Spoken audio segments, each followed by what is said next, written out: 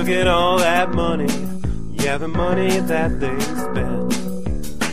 Take another look now and take some time for hemp. I don't cut trees for paper, cause it hurts the environment. Stop deforestation, yeah, it's time for hemp. Whoa, an acre of hemp makes 20 barrels of oil. No need for pesticides to poison all our soil. People got no food, they got no clothes, they got no rest. Well, right now it's time for hemp. Thank you for taking Time for Hemp. I'm your host, Casper Leitch. You are listening to Time for Hemp on Tumblr, SoundCloud, iHeartRadio, Google+, and we are now in iTunes. I want to thank you for sharing us with your friends and making us part of your day.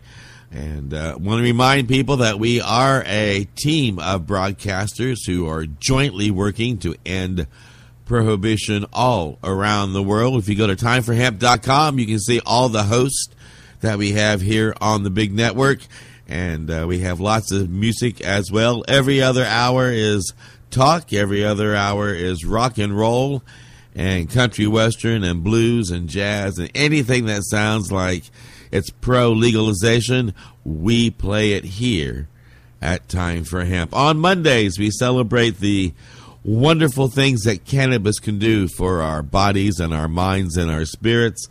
And we bring to the table two of our hosts from the network, Lynn, Mathre, and Byrne. They also have a program that airs at high noon every Wednesday Pacific Standard Time on the big network called Patients at a Time. That is also the name of their organization, and it speaks completely as to what it is they do. Their title is pretty self-explanatory.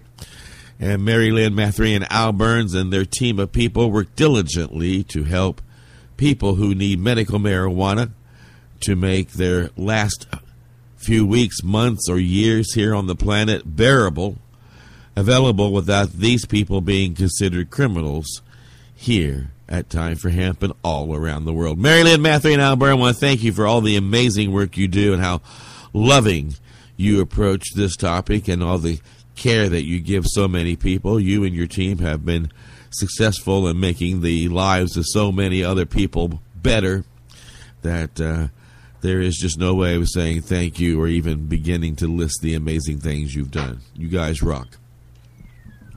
Well, thank you. But, you know, I'm glad you brought that up, that it's a team. Lynn and I have we're the names, I guess, behind Patients at a Time. But Patients at a Time has been made up of patients and doctors and nurses who are dedicated to bringing education to their own peer groups about the therapeutic uses of cannabis and the wonderful endocannabinoid system that seems to get lost in the shuffle these days. But, yeah, we're here. We represent Patients at a Time. We're 501. Boy, I got that backwards. Hang in there with me. I'm a 501c3. Educational charity is what Patients at a Time is. We've been around for about 20 years, a little over 20 years, and our mission has been and continues to be the education of United States healthcare professionals and the public and the U.S. public about the endocannabinoid system and the clinical and therapeutic uses of cannabis. And one of the ways we do that is through an accredited education system that we have developed and with the American Medical Association, the American Nurses Association, where they have authorized us to conduct a series of conferences. The last one was held in West Palm Beach, Florida this past May. That doctors, nurses, pharmacists, et cetera, in attendance can receive continuing medical education credits, which they need to, in a lot of places, to keep their medical nursing licenses current. You can also, if you're a medical professional and you're saying, what, I didn't know they did this, we also do this online. And all of you folks that are listening, you should take this number down, this address down, and when the next time you have an appointment with your doctor, your dentist, your nurse, your chiropractor, wherever you go for medical attention, you should bring this to their attention and tell them that they need to know what's on the internet. And the internet address is themedicalcannabisinstitute.org. I repeat that, themedicalcannabisinstitute.org. Here, a medical professional can take about a 1-hour course, get about 1 CME for a very reasonable price, and they can learn all about clinical uses of cannabis from the experts, like we're going to introduce you to one in just a moment. And these experts, they have to take a test. This isn't a giveaway program.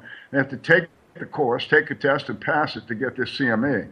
But the notion is here that while you may hear and you see written and the media will tell you that there's no such education available, it's just BS. It's available. It's online. It's been on there for years. themedicalcannabisinstitute.org. Today, Patients at a Time, the information there can be found at medicalcannabis.com, is going to introduce you to a nurse practitioner from California. She has been on the show before, but a long time ago. And we're going to let her bring us up to date on her work as a nurse practitioner with the cannabis cause. And please welcome for me nurse practitioner Eloise Theisen. Hi, Eloise. Hello. Thanks so much for having me again. Oh, it's quite all right. And Mary Lynn is here, and Casper is here, and you're here now. So what we need you to do is just give the listeners a little briefing about where you come from and how you got to be a nurse practitioner, and how you got into the cannabis part of the therapeutic uses, and then there'll be questions and we'll talk. Sounds good. So I'm an adult geriatric nurse practitioner, board certified. Became board certified as of 2014. Most of my work previous to that was working with oncology patients in the local community hospital in the Bay Area here. And in 2010, I was in a car accident that left me in chronic pain, which is how I came about to use medical cannabis myself. After being on about 7 or 8 different pharmaceuticals a day and getting absolutely no relief from my pain, somebody told me to smoke a joint, which I resisted, of course, for 6 months, and then finally decided I had nothing left to lose. So I tried it, and it was the first time my pain was controlled after many years of pharmaceuticals. So that began my quest to learn more about cannabis and its therapeutic value. I then went forward with weaning off all of my pharmaceuticals. I've been drug-free now for 2 years, a little over 2 years, and only use medical cannabis to treat my pain at this point forward. And because I had such a difficult time finding somebody to help guide me through the process, I decided that was the work I wanted to do from here on out, was to help patients understand how to use cannabis and incorporate it in their treatment and come off their pharmaceuticals if that was what they desired. I tried to enter back into the mainstream medical model and found that the majority of my patients were asking me about cannabis as part of their treatment plan. And really, I was the only one that seemed to have any sort of knowledge about it. So I took a leap of faith and started my own practice in November of 2014. Most of the patients I see at this point are geriatrics. The average age of the patient I see is about 73. And I would say on average, between over-the-counter and pharmaceutical medications, they're taking about 11 prescription medications. And 87% of them have never used medical cannabis before. So that's a little bit of the work I'm doing right now. Well, let me bring up a couple of points. It was interesting, your language. You said you're drug-free. Yay. But you use cannabis. So you don't consider cannabis a drug, do you? Herbal medicine. I do not. Mm-mm. Okay. I just thought I'd bring that to the attention of the listeners. We often have to say on this show to people, they might get sick of me saying it, but it's true. Cannabis is a plant. It's not a drug. And it grows in the ground. That means it's a plant. That's where plants grow. It doesn't grow on pharmaceutical shelves. But it can be used in a pharmaceutical method. And I think that's what you're into, aren't you? I mean, you're obviously talking to these folks who happen to be about my age, about how to use this stuff in a therapeutic way, because I would suspect that most of them don't know how to use it. And is that what you're finding out? Yeah, most of them are brand new to it. They've never used it. And so how do you break them in? What do you tell them? Give me one of your reps. If I came in and I said, Eloise, I'm Al, I'm 72 years old, I wonder about the use of medical cannabis, I have post-traumatic stress, I've been diagnosed with that, and I have a lot of pain, joint pain, arthritis and stuff. Will cannabis help me, and how would I use it, ma'am? Do I bill you at the end of this? No, I'm just kidding.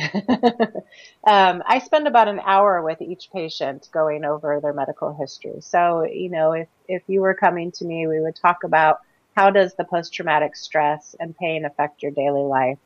And then I'd want to know about other medications that you're currently on or have tried. What other, treatment modalities are you using that have been effective or ineffective? And then I kind of gauge what your knowledge is around cannabis. What do you know? Do you understand what a cannabinoid is? Do you understand the different delivery methods between ingesting, vaporizing, using a topical? What's your goal with the cannabis? Are you looking to completely relieve your pain? Are you looking to just minimize your symptoms? What are your expectations around cannabis? What's your use? Are you cannabis naive? Did you smoke it once in college, and what sort of experience did you have? And I also want to know what they've heard from other people, what they've Googled, what are the myths and misconceptions that are out there? One of the things that gets brought up a lot is, I don't want to get high. And I know, Al, that you talked about this at the Patients Out of Time conference, and I've really taken to heart what you said about changing the language around that word, getting high. And so I try to talk to them about feeling better. Most people that come to me are pretty miserable and desperate. They see cannabis as a last resort, which is very unfortunate. They basically, like myself, say I have nothing else left to lose, so why not? So I do a lot of education around, giving them permission to feel good again. And changing the dialogue around getting high. I'll tell you, most of them call me back and they say, I'm actually really enjoying this euphoric experience. So, and giving them permission to vaporize it, because it is so effective and so quick acting that many of them, have a lot of benefit from that. And that's the other thing they'll talk to me a lot about. I don't want to smoke it. I'm not a smoker. So we do a lot of education around that. And I try to help them with expectations, because I think that we put a lot of pressure on this plant to be perfect. They've tried everything else. They're desperate. And so they have high expectations of cannabis. And I see cannabis, when we use it as a medicine, it's something that people need to be guided with, in terms of, finding the right cannabinoid for them, finding the right dose. It's not a silver bullet, and it's not a one size fits all. So that would be, in a sense, of what I would tell you if you came to see me. Okay, and then would you bring up nutrition at all? I do talk about the endocannabinoid system and other ways to stimulate it. It really depends, believe it or not, in that hour time that I spend with people, I feel like I'm only scratching the surface in terms of helping them understand the endocannabinoid system and how cannabinoids work in our body. I do stress good nutrition and exercise as part of their overall well-being. So, yes. All right. Mary Lynn, do you have an ad here? No, I was just thinking as you were talking, are they finding their own or family members? Are they finding me on their own? Is that what you asked? Yeah, sorry about that. I got muted in the middle of this. Sorry. Yeah, are they coming on their own? Are family members suggesting? Have their healthcare providers suggested you? Is there yeah, kind of all over the place. Actually, the majority of the seniors I work with are from Rossmore, which is a retirement community in Walnut Creek of about 30,000. And they actually have a medical marijuana club. they're very progressive. They bring in a speaker once a month to talk and educate the club members. And so I get a lot of referrals through them. I also have done talks at local cancer community centers, retirement community, other retirement assisted living communities. I have a naturopath and an oncologist that send patients my way, and now a couple of hospice organizations as well. So sort of all comes from all different types of avenues. You were in West Palm Beach with us. What did you think about the discussion that the nurses from Israel put forth about treating the elderly over there with cannabis, their success? Was that intriguing to you? Yeah, that brought me to tears. That was very powerful to see the work that they're doing over there. And I get to experience that to some degree. I do work with some dementia patients in the assisted living communities, where they've tried all sorts of pharmaceuticals that have black box warnings, meaning that they have a higher risk of death. And we get them off of those pharmaceuticals and onto cannabis, and their behaviors are night and day. I had one guy whose wife was being called every night at 11:30 because he would go into other patients' room and start breaking things. And we put him on cannabis, and he is now, his wife no longer gets a call every night. His behavior is much better. He's not walking into other patients' rooms anymore, and is able to sleep through the night. It's very dramatic. Yeah, well, I was impressed with those nurses and the story from Israel, too. Eloise, we got a bit less than a minute here. We got to take a break. So in the meantime, folks, I just want to repeat these email addresses for you. You can find information about Patients at a Time at patientsatatime.org or medicalcannabis.com. And again, the online education can be found at themedicalcannabisinstitute.org. So we'll be back with nurse practitioner Eloise Theisen in just, a couple of minutes.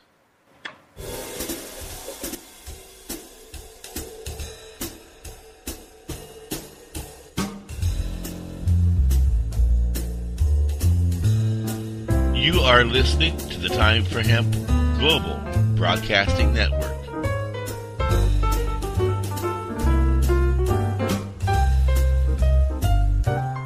Please share us with your friends.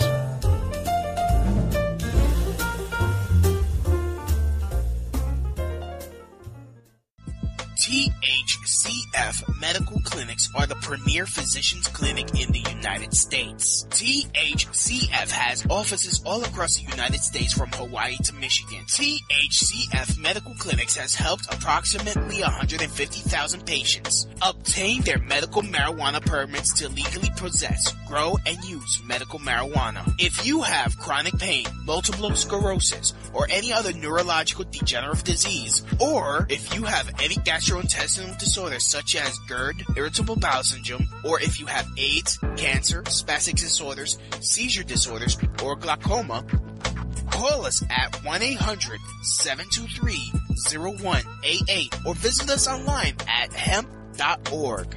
Again, the number is 1-800-723-0188 and the site is hemp.org. Just give me a second, let me take a dry, you know.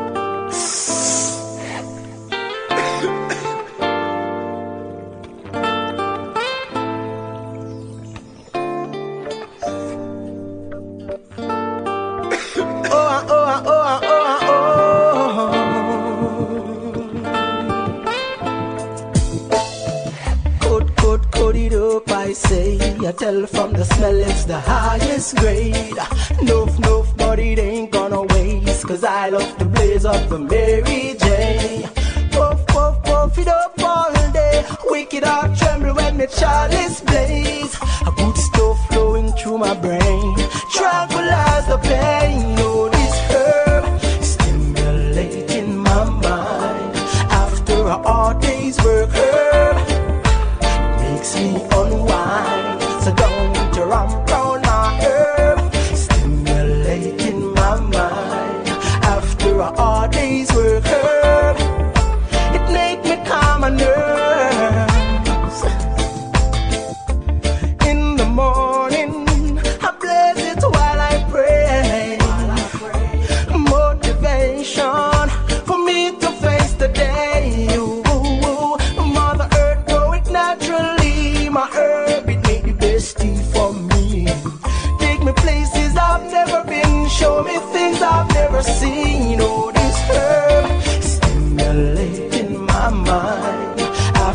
all day's work hard, it makes me unwind. So don't you cut down my herb, stimulating my mind.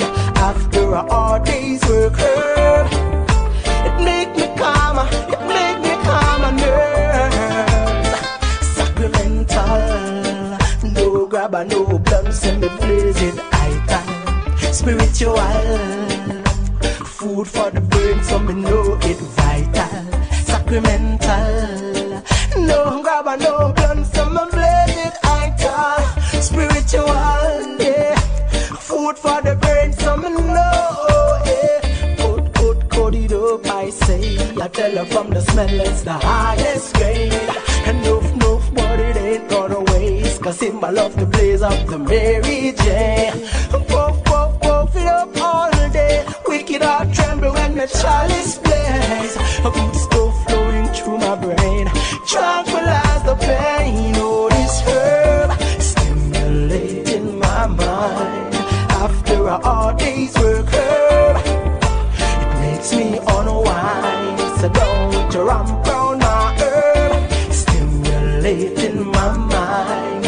After all day's work, herb, make me calmer, it make me calmer nerves, stimulating my mind. After all day's work, herb, it makes me unwind. So don't you ramp round my herb,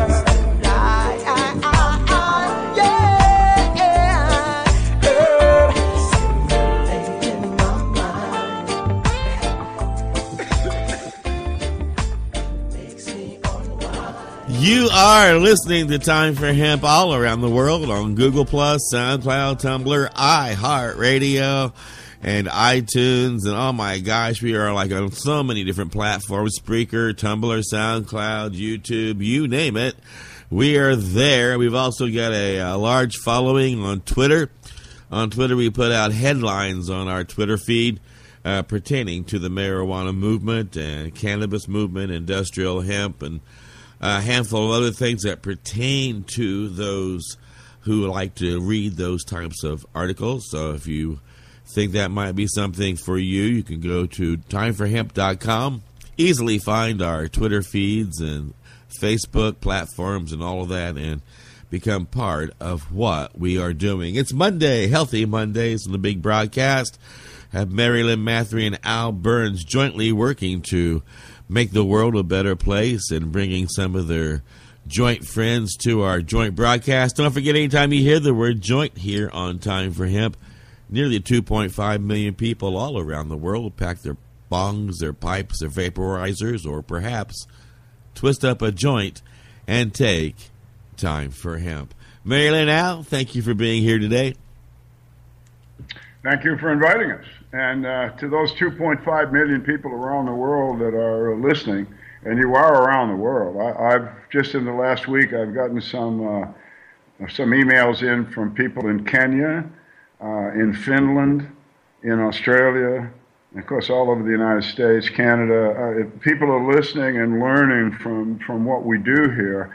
And Nurse Theisen and others we've interviewed are all archived, by the way, on timeforhemp.com.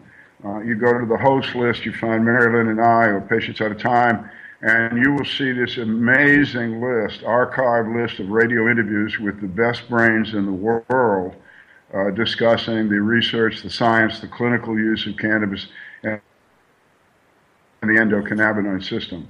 If you're medical professionals and you don't know about all of this wisdom, it's there. Casper, Leitch, and Time for Hemp are making sure that it's there for the world to see. So go look at it and tell people it's there and share it and learn. Eloise, we're back, obviously, and over the break here, we discussed that you have the ability, your practice gives you the ability to identify all sorts of patients that may use cannabis. Now, in the past, this has been one of the the red herrings that the anti-cannabis, medical cannabis people would throw around. Well, how can this stuff be good for all these different things? It's just snake oil. And of course, now we know about the endocannabinoid system, which is effective in all parts of our body. And essentially, therefore, the cannabis could be used therapeutically, I would theorize, in all parts of our body. Is that what you're finding out with your patients in California? Yeah, absolutely. It's, of course, it's not a panacea, and if they come to me, they usually come to me with multiple different complaints or ailments. You end up with chronic pain, and then that can lead to anxiety, depression, trouble sleeping, appetite loss, sort of that domino effect. So when I'm seeing somebody for the first time, we're talking about which of their chronic conditions is the most distressing and that they want to work on first. Because, you could easily overwhelm somebody with products or, something to take, and then you kind of don't know what's helping. Sometimes I find if I just treat their pain, the anxiety and depression and sleep automatically gets better. So yeah, it helps so many things, and people are willing to try it I had a woman come in with chronic rhinitis. She's had nothing else help her runny nose, and we know that cannabis has got anticholinergic properties and can dry people up, and so we're going to try that. Because I know it won't hurt her. Yeah, well, that's another good point. It won't hurt her. It won't hurt her, will it? Well, and I think you said that earlier when unfortunately they're coming to you as the last choice. And, and that's kind of my journey with understanding medical cannabis and how the government did, allowed the investigational new drug program for patients when nothing else works. Their doctor could fill out this form and try to get their patient into the program to use this as the last resort. And the more we learn about it and its safety and efficacy, it's a sad thing that clinicians around the country aren't thinking of this quite often as the first thing to try because of its safety record. They're not thinking at all. I mean, the whole notion that medical professionals, including you guys, nurses, are involved in this process of education and learning and seeing how cannabis can actually treat. I mean, you kind of stunned me when you started off, actually. I'll go back to your beginning. You said, well, I'm in California, and I was a patient, and I started looking around, and nobody knew what the hell was going on with cannabis medically. Well, this is California. It's been legal there since 95. I mean, you just told me on the air that for 20 years nobody gave a shit, and with California's probably got a couple of 100,000 medical doctors. What's going on? I mean, they're scared. They're scared of what? What are they scared of? What's going on? Yeah, from what I can tell, it's the threat of the DEA license. That there was a decision that happened shortly after. I don't know exactly the specifics of it, but that when California was became a medical state, that the DEA threatened a lot of the physicians that if they recommended cannabis, they could potentially lose their license. I still hear that as a fear today, almost 20 years later. I don't think it's actually ever happened. I don't know for sure though. It's a lot of fear. It's a lot of stigma that is still deep within us. And then they just don't know about it is the other thing. Yeah, I wonder though, I've just read an excerpt from a book written by a pretty smart guy. And he is questioning education in general in our country, and actually, I as an older man, I question where our education has been. I went to college, and I came out of a prep school. I was one of those fortunate kids. I admit it, and it was a great education. And I went to a great university, Notre Dame, and I was a liberal arts major. I got a Bachelor of Arts, but I was an economics guy. But the point is, I was taught to think, and the whole concept that I went through from my kindergarten all the way through college is everybody told me, this is all about teaching yourself to learn, but you never stop learning. And now I look at these, at the medical schools and the nurses' schools in this country, and they seem to be not willing to continue to learn. This endocannabinoid system discoveries, we're closing in on 30 years ago. And you and Mary Lynn and a handful, literally a handful of other nurses are trying to carry this information forward.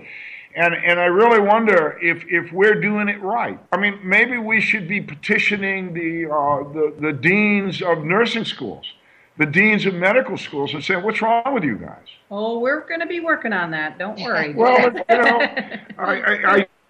it's a problem when a nurse practitioner has to, after 20 years of California law, has to educate herself. That's crazy. Yeah. Well, the good news is I do teach at a local nursing college, state university, and I will be teaching the nursing students on pain and pain management, and I will be incorporating the endocannabinoid system and cannabis as a treatment plan. And it will be the first time that, this university has taught nursing students this. So I'm excited about that. Yeah, we need a lot more of that. Absolutely. Yeah. We're working with a program with Washington State University in Spokane, and the dean there has agreed that the cannabis, medical cannabis clinical uses should be taught to first-year nursing students at Washington State University, and he intends to begin that kind of process. And we do have, by the way, one university in the country, I'll brag them up, I have nothing to do with them, but they are the only university in the country that does have a course on medical cannabis use and the endocannabinoid system, and that's Temple University in Philadelphia. So there is hope that kind of work that you're going to do and others are doing will catch on. But I think that's what Patients at a Time has been doing for 20 years, is try to get this educational pyramid to build out. Yeah. So thank you. So listen, let's go back to patient stories. Let's do pain. Okay. You had what kind of pain? I've got arthritic, I would say, pain. I was a jock in college and military. I took a beating. And I think it's mainly arthritic pain, but you had some sort of other pain when you were hurt, right? Yeah, I ended up with nerve pain. Okay, nerve. Okay. Yeah. And so that's different pain than what I have, is it not, nurse? And hard to treat. Yep. Mm-hmm. Nerve pain is harder to treat, and there are all sorts of different types of pain and how it presents, and so I do take that into consideration with each patient. So while there's no standards of care for cannabis as medicine right now, I do have some best practices that I've developed, where it sort of gives me some guidelines of where to begin with patients based on, how they're presenting. But in your experience now, is cannabis effective on all these different types of pain? For the most part. I mean, I've had patients that I have not had success with. We've tried and tried and tried, and tried all sorts of different types of delivery methods and cannabinoids and combinations of cannabinoids, and not had any success. So it doesn't, there are those people that it does not work for. But I would say the majority of the patients, 85% of the patients get some relief. I haven't measured that to say, is it 25%, 50, 100? But they're all benefiting from it. And the thing that I notice the most is that they get an improved quality of life, and they're thinking less about their pain. Because when you're a chronic pain patient, it becomes your story, your life. It's all you can think about, talk about, you live and breathe it. And because cannabis helps with memory and helps us forget, it's one of the nice benefits of using it with chronic pain. Yeah, I never found that the cannabis use took away my pain. It wasn't like it cured me or something of pain, but it put that pain in a place that it didn't dominate my life anymore. It was tolerable somehow. Exactly. Yep. And I see the same thing. Yeah, and I've never thought as an experienced cannabis user, and I use that word very, very dramatically, experienced. Experience teaches you a lot about the use of this particular plant. But as an experienced cannabis user, I never felt ever out of control. I just felt that my pain was in control, which was cool. Yeah. A couple of thoughts I had. I remember when you said earlier, commented on Al's talk at the conference about the word high. And we always say that. I mean, the government loves to use it, and everybody's scare tactics as though it's something like out of control. And when we really look at it, it is more that euphoria and the idea that patients come back and go, gee, a sense of euphoria, a sense of feeling good. That's not so bad. Right. Yeah. Especially if you look at seniors who turn to alcohol as a pain treatment. Many of them, start using alcohol to treat their pain, and I'll say, do you drink? And they'll say yes. And I said, well, do you feel good when you drink? Yes. Okay. So cannabis can provide that same sort of good feeling. It's just going to be a lot healthier for you. Yeah, no hangover. Yeah. It's not going to damage your liver.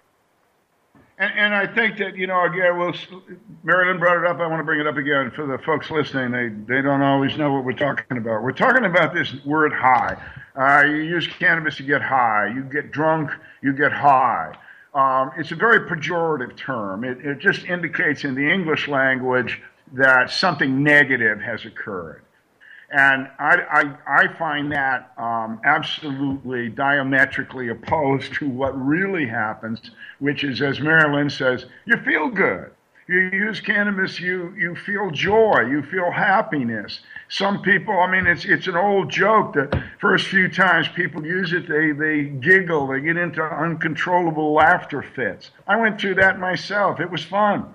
But it certainly is more that sort of response to the use of cannabis than some sort of, black knight terrible thing response. So I'm just talking to the listeners out there. We all are, and we're saying, when you hear people say hi, challenge them. So what are you talking about? When cannabis is used medically, it makes people feel good. I just watched President Carter on TV doing a press release this morning about his cancer use. He has cancer. He's going to go into treatment, et cetera, et cetera. And one of the lady reporters said, well, how do you feel, Mr. President? He says, I feel good. And that's it. I feel good. Cannabis can make you feel good, as Mary Lynn says. And that's a wonderful thing in nursing, isn't it? Yeah, that's what we want for our patients. So, Eloise, given the fact that they're elderly, some might even be naive, and then again, some of them might even be non-smokers. What's for chronic pain? How do you usually recommend that they use it? I tend to recommend 1 to 2 different delivery methods for chronic pain. Tinctures are pretty popular, at least here in the Bay Area. They can take it, put it under their tongue sublingually, and get anywhere from about 4 to 6 hours of relief. And I generally will have them take that on a routine basis, sort of scheduled like they would if it was their pain medication. And then I'm usually recommending vaporizing as well for breakthrough pain. We also have now the transdermal patches, which have been just come into California in the last couple months, and those are really good for seniors who, a lot of them are still really active. They don't want to be slowed down. And the patches are a great way for them to medicate on the go. I think those patches are a wonderful deal. They don't want to slow down. So again, what you're indicating is that they're cannabis patients. They're using this herb and they're feeling better. Yet their daily life is either equal to or increased from when they came to you for treatment. Correct. Their quality of life is usually improved once they start the cannabis. I did talk to one woman today. I followed up with her, and she said, I wish there was somebody there who could almost be like a mentor for her. She said, I've never done this before, and I just want somebody who's been through it to sort of hold her hand. I said, that's a great idea, almost like a support group for these seniors that are starting it, because she just didn't know, what to expect, and am I doing this right? Even though we spent an hour together ourselves, so she decided to hold off on it, and she's going to resume it in a week. But they need a lot of support.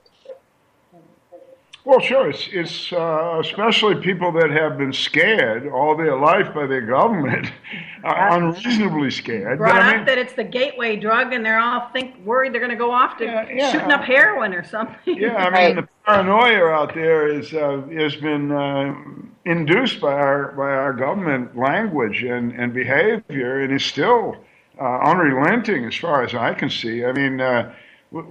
We sometimes kid among ourselves about these DEA agents, and I realize, guys, when you listen to this show, that you got a job that you got to do, and you got a wife and a family to support. But you also have to understand that what you're doing is probably not appropriate, and that maybe you as agents should look another way inside your own organization and see if you can't go after a little bit more serious of a problem than cannabis. I know it's easy to come after us, but maybe it's the wrong thing to do at this time in history. Well, I'm even thinking corrupt politicians might be a great thing for them to investigate. That should keep them busy for a while, huh?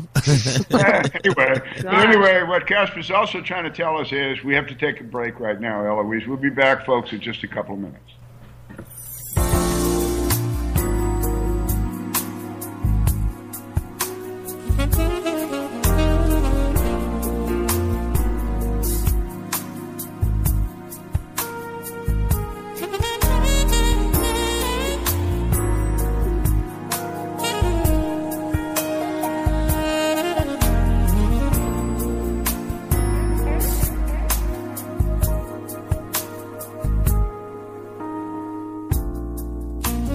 Listening to the Time for Hemp Global Broadcasting Network.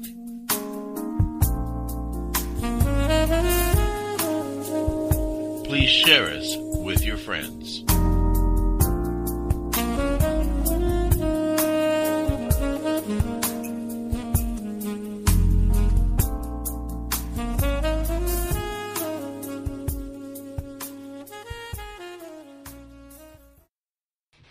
Serious Seeds is your source for quality cannabis and sativa seeds. Serious Seeds are the creators of legendary strains like AK-47, Bubblegum, Chronic, Cali Mist, and White Russian. The AK-47 is probably the most awarded strain on the planet. The high THC content of AK-47 makes it the perfect medical strain for patients seeking quick pain relief. Cali Mist is an almost pure sativa. Female medical cannabis patients have reported that this strain helps relieve menstrual cramps. Serious Seeds just acquired another Dutch high-quality seed bank, Magus Genetics. From now on, Serious Seeds can offer you even more award-winning strains. The fine folks at Serious Seeds strive to breed the best cannabis genetics that they can find, so patients can rely on the effectiveness of their medicine. Go to SeriousSeeds.com to grow your medicine. That site again is SeriousSeeds.com.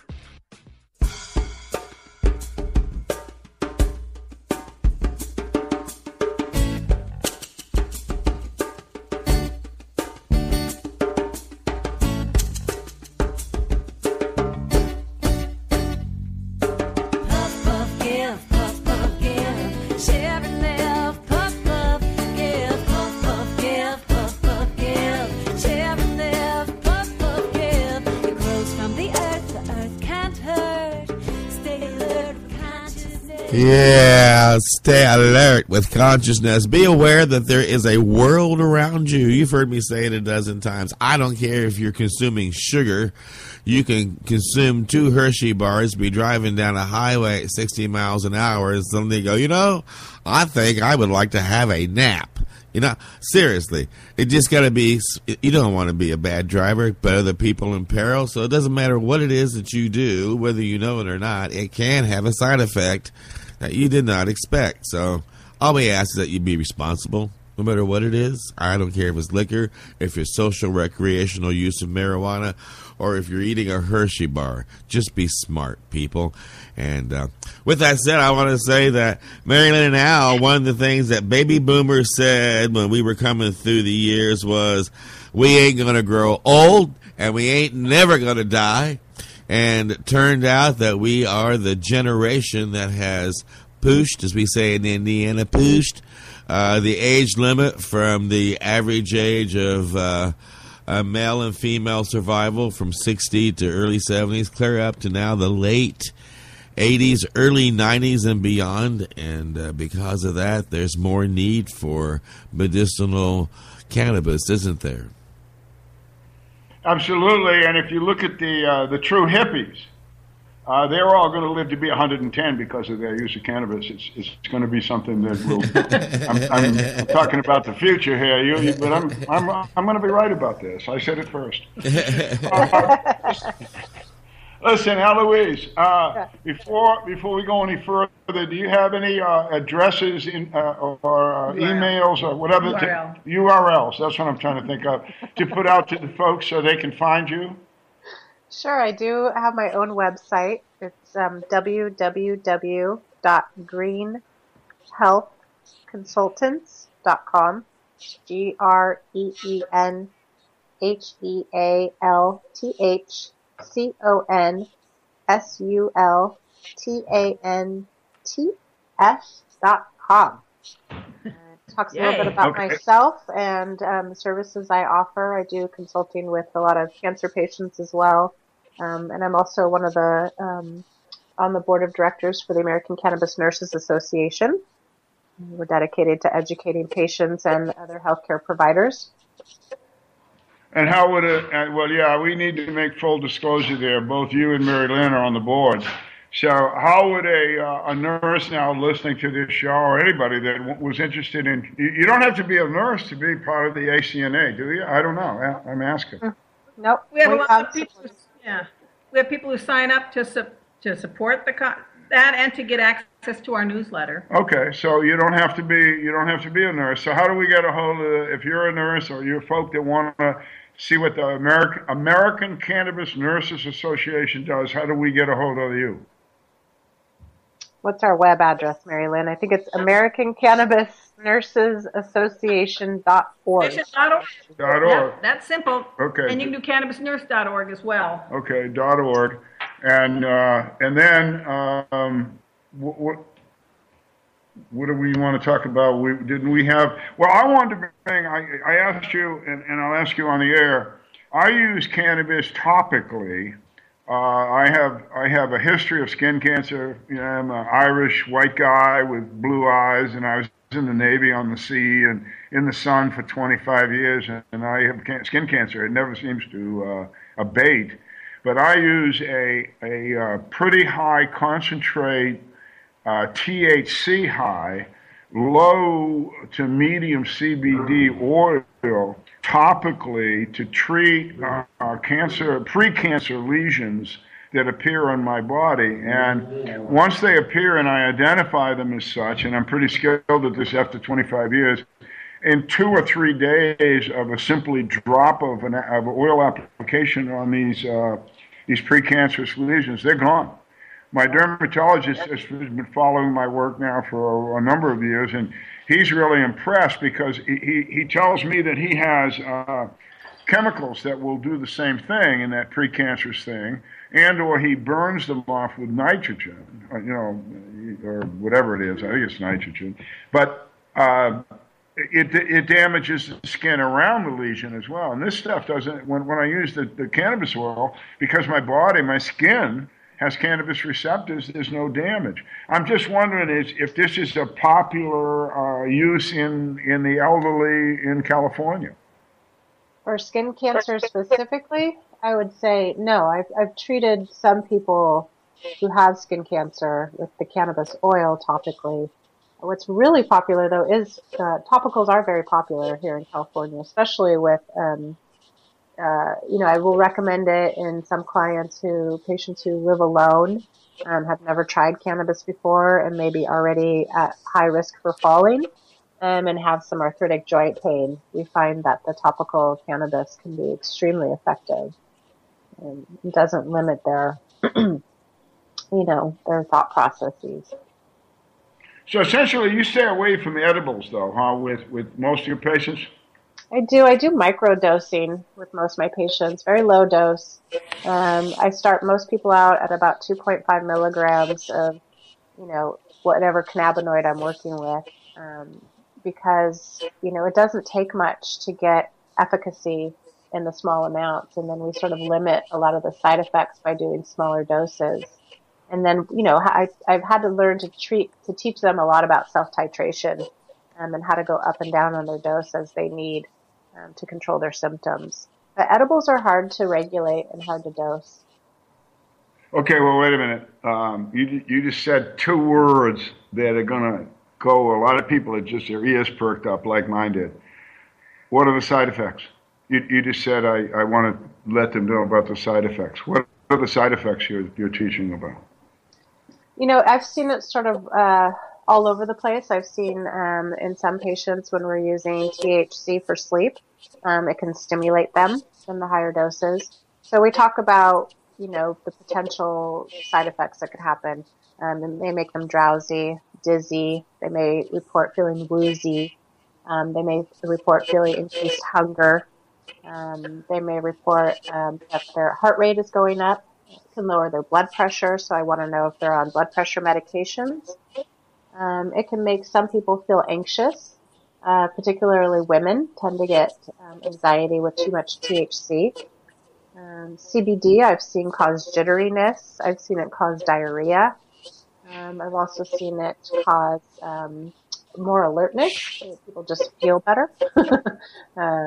So, sort of a wide range of potential side effects that I want them to be aware of so that they know it can be contributed to the cannabis. It's not necessarily a bad thing. Okay, well, yeah, and the good news is it's not black box warning type stuff. Well, I know. I watch TV and we're not seeing renal failure, kidney failure, liver failure. We're not seeing suicidal, homicidal ideation. Yeah, etc. Well, I just wanted to clarify because we take a lot of heat from ignorant people about cannabis side effects. I mean, I didn't hear you mention anybody about running around and killing people with an axe. That wasn't. Or having sex all over the place. That hasn't happened either. Although I don't think they would complain. Yeah, nobody's complaining. Okay, well, Brandon and the gang, where do you want to go now? You got to have something you want to say that we haven't covered, and we want you to give. This is your opportunity here. Oh, me specifically? Well, anything. I mean, you could talk about the politics of cannabis, your mission, your patients. Is there anything here we've missed that you want to bring up as a problem or as a success? Well, I would like to start seeing us change the way that we treat cannabis as treating it as a medicine where we are following patients and guiding them throughout their treatment. Instead of the system that we have right now where, you're only required to see a physician once a year in the state of California to get access to the medical cannabis products. And the rest of the time you're sort of out there being guided by people without any, again, standards of, there's no educational standards out there. So people will tell you all sorts of different things, and it's very conflicting. I think we need to come together as a community, a medical cannabis community, and develop some standards and best practices and start using that to educate patients and decrease the confusion and stop making people feel so overwhelmed. Help them navigate through all of this. Yeah, well, I think we ought to have that education right down to the bud tenders and stuff. I mean, when I go into a pharmacy to get my prescription, whatever, the people that I'm talking to are knowledgeable, and they've passed a test, and they have credentials and therefore respectability. And when I listen to their answers because I figure they're educated. But when we go into the normal dispensary, not everyone. There's certainly some beauties out there that I would recommend Sounds like their mute's on. Yeah. It's getting good, too. Yeah. And we're just getting down to the last of the broadcast. So I'll go ahead and wrap this up. It looks like they actually dropped. I want to thank you for being on the show today. You did you do a lot of amazing work, that's for sure, in your neck of the woods. And I want to thank you for sharing us with your audience, sharing you with our audience today, all your hard work and letting people know about you and how they can reach you as well. Is there anything you want to say before we say good day and goodbye? Nope, just to thank Mary, Lynn, and Al, since we lost them, for all the work that they do and bringing the education to my attention and giving me a place to learn more so I can help others. All right, and remember, the next time you hear me, you'll know that it's time for hemp. Look at all that money, yeah, the money that they spent. Take another look and spend some time for him. Don't cut trees for paper, 'cause it hurts the environment. Stop deforestation, yes, it's time for him. Whoa, an acre of...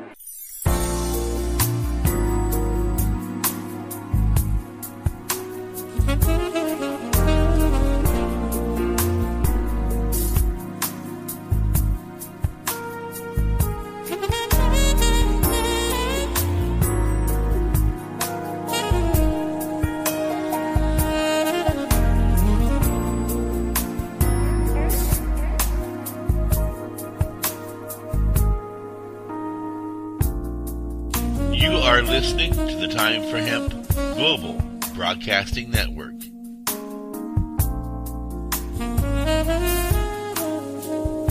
Please share us with your friends.